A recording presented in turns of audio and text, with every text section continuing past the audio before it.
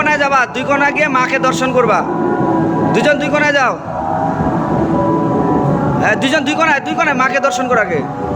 ওকে, এবার আগে দর্শন করো, একটু তাকায় থাকো।